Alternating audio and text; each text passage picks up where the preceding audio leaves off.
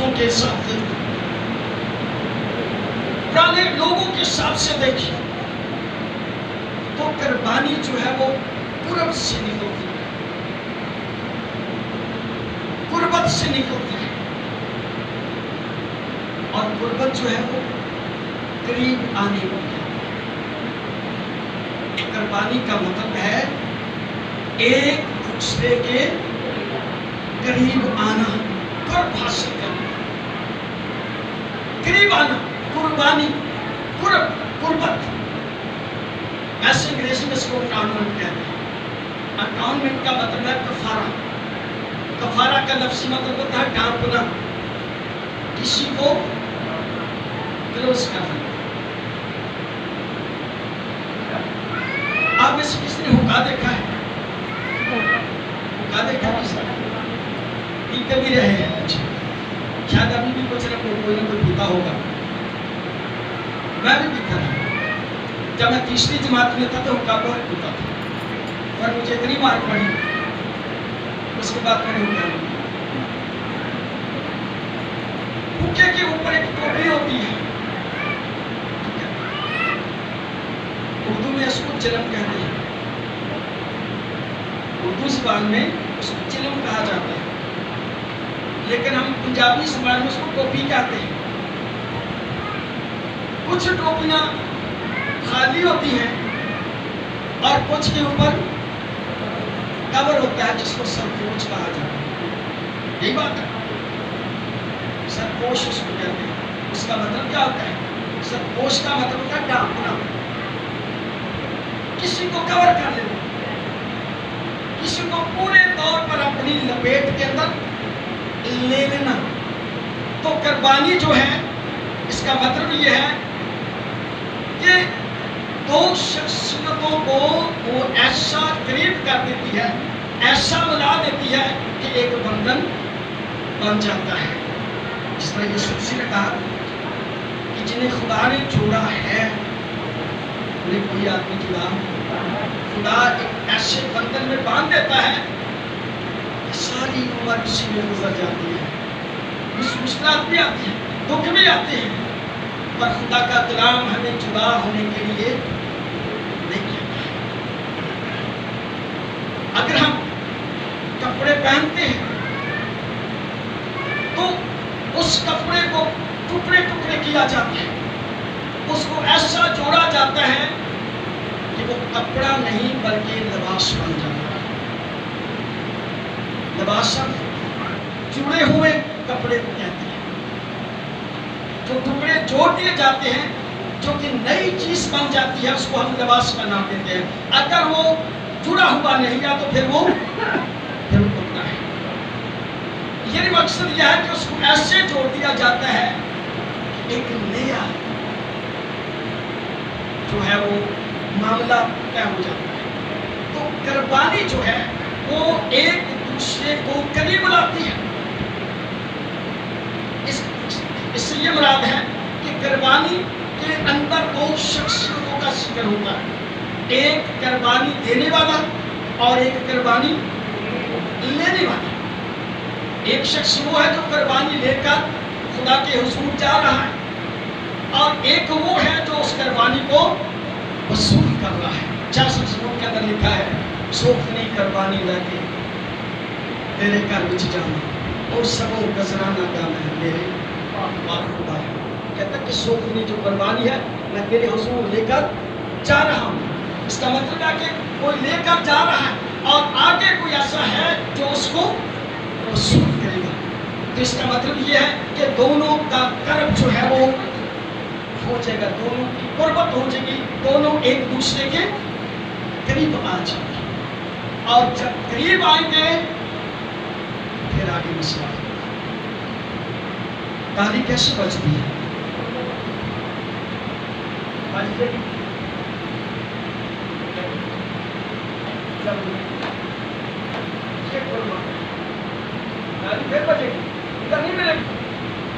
قربانی لینے والا اور قربانی دینے والا دونوں قریب آ جائیں گے، اور جب قربت ہوگی تو پھر قربانی شروع ہوگی۔ آئیے ذرا دیکھیے شمولیت پر خدا کی کتاب 15 باب وہاں ابراہم کی بات ہے. ابراہم نے خدا کے ساتھ کچھ گریہ زاری کی. اس نے مجھے کہا کہ تم نے مجھے کیا دیا ہے. خدا نے پھر اس کو رویا دی. آج اس رویا کے اندر دیکھتے ہیں کہ 15 باب کا جی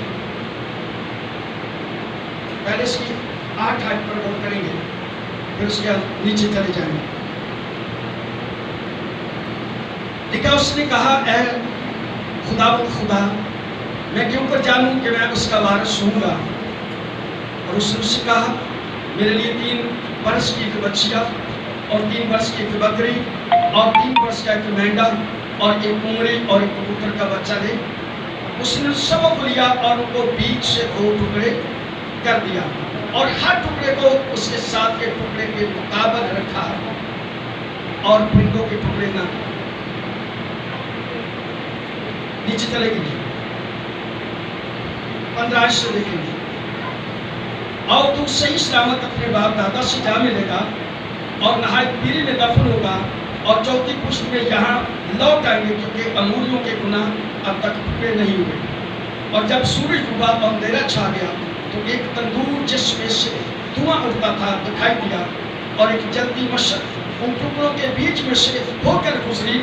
اس روز خدا نے ابراہم سے کہا عہد کیا اور فرمایا یہ ملک دریائے فرات مصر سے لے کر اس بڑے دریا یعنی دریائے فرات تک جو کینینیوں اور فرزیوں اور گدمونیوں اور ہیتیوں اور فرزیوں اور رفائیوں اور موریوں اور کینانیوں اور گراسیسیوں اور یبوسیوں سمیت میں نے تیری اولاد کو دے دیا ہے. خدا کہہ رہا ہے کہ میں نے تیرے ساتھ عہد باندھ لیا ہے. میں نے کوئی میراث مجھے دے دی ہے. اس کا مطلب یہ ہوا خدا نے کہا ہے کہ میں نے تیری قربانی کو قبول کر لیا ہے. یہ کیسے پتہ چلے گا کہ خدا نے اس کی قربانی کو قبول کیا؟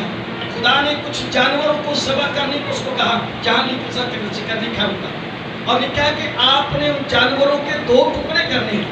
ان ٹکڑوں کو اس طرح ملانا ہے کہ ثابت نہ ہو کہ اس کے ٹکڑے کیے گئے، یعنی جوڑ نظر نہ آئے، بالکل ساتھ ملا کر رکھنا. اور پھر کیا ہوگا؟ پھر خدا کہتا ہے میں اس جو ٹکڑے کو اندر رستا نا میں اس میں سے ایک جلتی ہوں بشر کے ساتھ یہاں لکھا ہے دیکھیں. اور ایک جلتی مشرق 17 کے لکھا ہے اور ایک جلتی مشرق ان ٹکڑوں کے بیچ میں سے ہو کر گزری.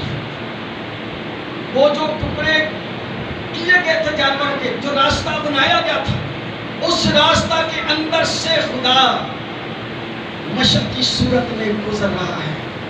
اس بات کا ثبوت دیتا ہے کہ میں نے تیری قربانی کو قبول کر لیا. جو شکر گزاری کی قربانی گزرانتا ہے وہ خدا کی پہنچی. اور خدا نے جب اس کی قربانی کو قبول کیا تو اس نے کہا میں نے تیرے ساتھ عہد باندھا ہے.